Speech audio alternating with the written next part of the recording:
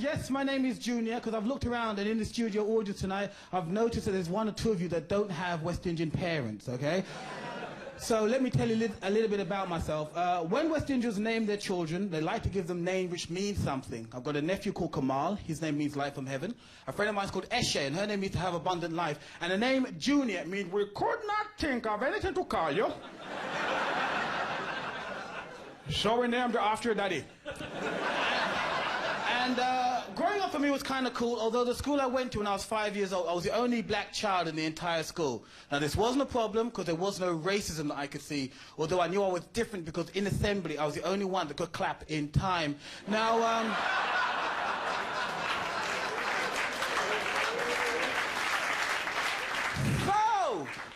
So let me find out something, right? I'm looking around at some people that, as soon as I walked on stage, right, a lot of guys are like, well, she's with me. Guys, no matter what you hear about black men, I cannot pregnate your girlfriend from the stage, okay? So don't worry. I can try, but no,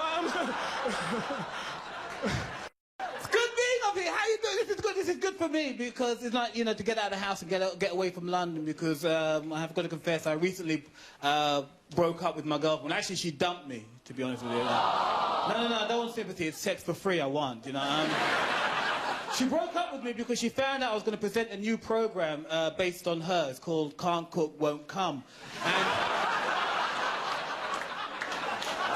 I was trying to be romantic, you know what I mean? And so doing this job, I do travel around a lot because with an act like mine, you can't stay one place too long. I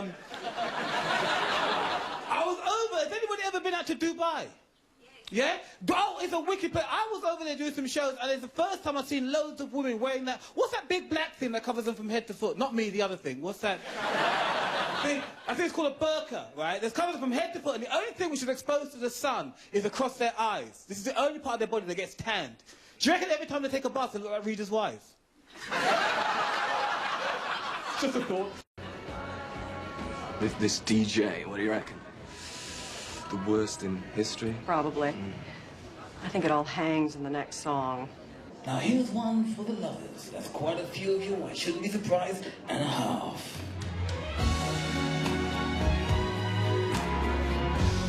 And they called it. He's done it. It's official. Worst DJ in the world.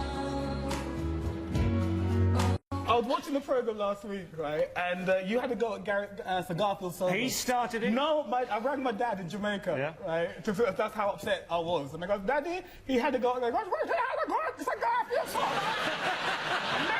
let that government know when I see him, I'll go and box him head off his body. So be careful. David, prove to us you're down with the West Indian brother. Come on, do us a bit of a, say, mash it up, bumper clock. Go on. No. Don't say the last part. Just say, hey, boy, are you that? Don't come on. Hey, boy, are you that? Can I join your side? What's that mean? It's Welsh, David. Mash it up, mash it What up. does that mean? Huh? Hey boy, what does that mean? Hey, boy, are you that means that you're the one, big it up, go on, sing, Rastafari, Selassie, wicked every time. Cha, are you that? It's correct for 3 points.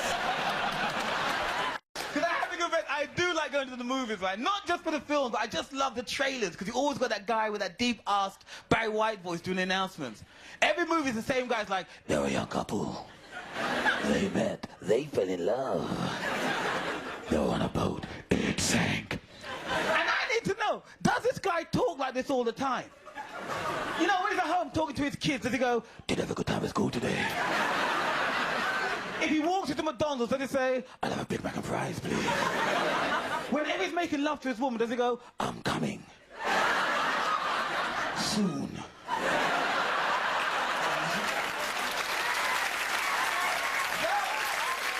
Let's have a little look at the odds. The fat bloke, of course, he is the even money favourite. The landlady, 3 to 1. 4 to 1 is the vegetarian. He looks like he's in need of a good feed. And the model, the clear outsider, 40 to 1. Can she eat it? And can she keep it down? So, Junior. I think, to be honest with you, Eco Man, because he hasn't eaten all day, and he doesn't know when he's going to get his next food. So he might be, you know, eating and storing, like, gerbil style. I'm going to go with Eco Boy. And how much are your 200 quid? Would you like to My stick on? £200, I'm going to go with £35. That will get you 140 quid, I think. Jilly. I'm afraid Junior's quite wrong, because imagine that bit of pastry stuffed up with veg inside. It would either be all sort of, you know, it would be impossible to eat, wouldn't it? Be a little bit stodgy. He's got to eat It's not it. a wedding reception. The man has not eaten all day. He doesn't know when he's going to eat again. He lives in a tree. Bling is not fashion, right? It's a way of life. The main rule is it's got to be big, it's got to be brash, it's got to be out there. People have got to look at you and say, money, you know what I mean? Making sure you've got sovereigns, rings all over. Basically, you wear and you're riding your entire bank account. That's pretty bling. This is probably the ultimate bling vehicle. A bling vehicle will get you from A to B, but you get to B very late. Exactly. You need to be laid back, right? Laid back. You will be laid. Almost. Actually, you can get a deck chair in there. That'd be wicked. People got to know that you got money in your pocket, even if you don't. You can have a car like this and still live with your mum. Really? That's the beautiful thing. And that's still cool? That's cool because you'll... Seriously? Exactly, because you'll let you park your car outside, but she'll also do your laundry. Brothers that I know that would have something like this can't even afford to put the petrol in. They'll have probably a maximum of £7 worth of petrol in at any one time. Well, that would get it about to there. There you have it. Please, please, please, welcome to the stage, the one and only Mr. Junior Simpson!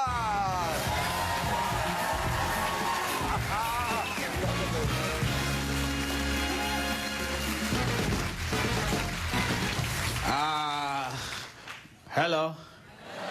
That's all the Dutch I know.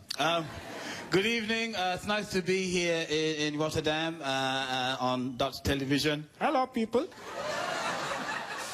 I live in London, which is now the most expensive city in the world. This is true. We finally beat Tokyo. Well, hey. We were going to celebrate, but we couldn't afford it. And I live in a part of London which has got a lot of black people in my neighbourhood. It's a place called Hackney, or as the police call it, target practice. Been there for about 9 years now, and I like it, and I hate it when I have to be away. I was away in Australia last year for a little while. Anybody here been to Australia? No? Oh, you should go. It's very lovely, but it's a bit messed up. I went out there and I was excited about going over there and until I actually found out I was flying from England to Australia on Qantas economy. Because apparently in Australia, they don't know who the hell I am. Kind of annoyed me, but I let it slide. I'm thinking to myself, it's a long flight, let me prepare myself. So I made myself some fruit salad to eat on the plane. I got down to the airport in London and they actually upgraded me to business class. Because at Heathrow, they know who the hell I am. And also I told them I was Lenny Kravitz's uglier brother. Now, I don't know about other airlines, but on Qantas business class, they like to feed you until you shit yourself. I land in Australia, I've forgotten all about my fruit salad. Now, in these times of security alerts and terrorist attacks, they x-ray your luggage, fair enough. But in Adelaide, right, in Australia, they're not looking for knives, guns, or explosives. No, they were looking for fruit. This is true. I didn't know this. I got stopped by quarantine, and the woman said to me, "Excuse me, sir, but what do we have here?" So I says, "Okay, you're new at this job. Back home, we call this a fruit salad. I've just been on a plane for like a week and a half, but don't worry, I'm going to throw it away because it doesn't taste too nice now." She says, "Well, sir, because you didn't declare it, I'm afraid we're going to have to throw it away for you and charge you a little bit of a fine." So I said, "Okay, no problem. Don't make a brother mad. How much is the fine?" 380 euros. 300! That's a lot of money! Jodie Morris came on and explained the trombone celebration. This year, once again, we all went on holiday together. I'm DJing in the clubs, and when I look out across the dance floor, I'm seeing the guys doing this, imitating what I'm doing. So we decided at the end of the night, well, maybe that should be this year's celebration. So out with a trombone and in with a DJ, as like half of them are frustrated DJs anyway.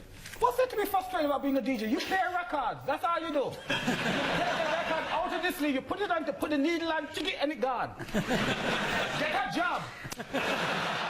Hello and welcome to this year's First Cut, and the first of 2 programs showcasing the work of new filmmakers from across the region. They've been able to bring their ideas to life with the help of Carlton Television, Screen West Midlands, Screen South and EM Media. The theme this year has been diversity, with some amazing films from across the regions reflecting its rich diversity. Check out what's coming up. These were two of Russia's top fighter pilots, and today they probably washed windscreens at traffic lights. We're in France at the Paris Air Show. This is where military superpowers get together to show off their fighter jets in the hope that some third world country will deplete their entire savings to buy one. Well, we're so impressed. We wanted to show such maneuvers that no other aircraft in the world could perform. And what do you call this maneuver? Well, not so good.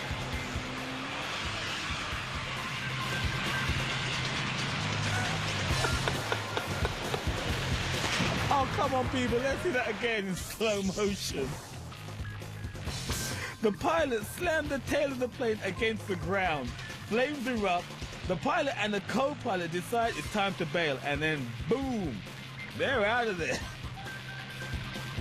I saw the seat leaving the plane, and then when under the parachute, I saw the plane hitting the runway. It just hit the runway, and then next moment it was burning. Nice sales pitch, guys. What country wants to buy a jet plane that catches on fire? Well, here's the pilot's take of what happened. I suddenly realized that we were approaching the Earth. I tried to pull the plane out of the maneuver to level it up, but the plane still hit the ground. It was just 1 second after we hit the ground and I saw flames. When I saw flames, I realized that we shall have to eject. They may not be the world's greatest pilots, but they sure know when to bail out. So my advice is, if ever you're at the party with these guys, when they leave, so do you. I don't care whether this is politically correct or not, but I like a sizable woman, you know what I'm saying? Woman with some, yeah, thank you! I don't know about you, but I feel like preaching now. I need a sizable woman. Give me a woman with some chest. Woman with some belly. Give me a woman with some ass. For too long, women have been complaining about the size of your ass. Baby, if you got a big ass, celebrate that ass. I used to go with a woman whose butt was so big she had to back into rooms, you know what I'm saying? No, but I like that, because I'm not a small guy, you know what I mean? I need a sizable woman, because to me, sex is a contact sport, right? I need a woman that can take a pounding, right? Someone that's built, someone like Renee, Animal Bill's flatmate Renee, have you seen her? Woo! Or Xena, the warrior princess. Xena, I'm telling you, Xena is so fine. Every time she comes on the telly, so do I. But what I'm saying, ladies, if there's somebody out there that you like, right? Someone that does it for you, someone that can float your boat, okay? Let him know. Especially if it's a black comedian dressed like me. I don't know, right? Because you have to tell us, because we're men, we won't know any other way. The amount of times I've heard women say things like, I don't know how come he doesn't want to fancy him. I'm sure you can see it in my eyes. No! We're men, we don't see shit, okay? We don't get signals. Our signal is a toothpaste, all right?